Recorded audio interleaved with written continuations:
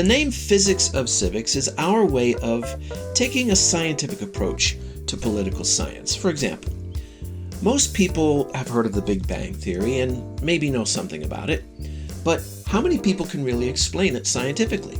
To do that, one needs at least a basic understanding of certain principles of physics like space-time, general relativity, expansion, etc. Well, the world of politics can seem just as complicated, so we try to explain it in terms of these kinds of underlying principles. Well, I think anyone can benefit, but in particular, we're targeting young people. Millennials, Gen Zers, many of these folks just missed out on learning this stuff in school. When we were young, Phil and I, we studied civics, we studied U.S. history, we understood the inner workings of government to some degree.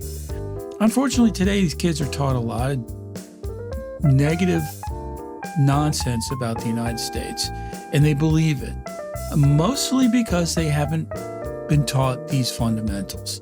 So our goal is to provide a baseline of understanding and a more informed perspective. With the news, you're basically getting the play-by-play, and there's a lot of great podcasts that can provide the color commentary, you might say. Our role on the Physics of Civics is to break the game down for you. What's the object? What are the rules? How's it played? In other words, we're not here to tell anyone what to think.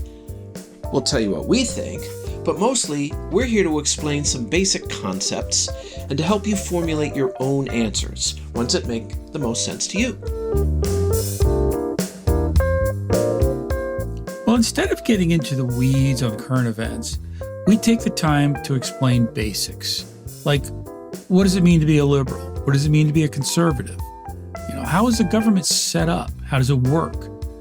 Why do we pay taxes? We also delve into more philosophical questions like, what is power? What is truth? What is democracy? And we often take these things for granted, but it's important to really understand them.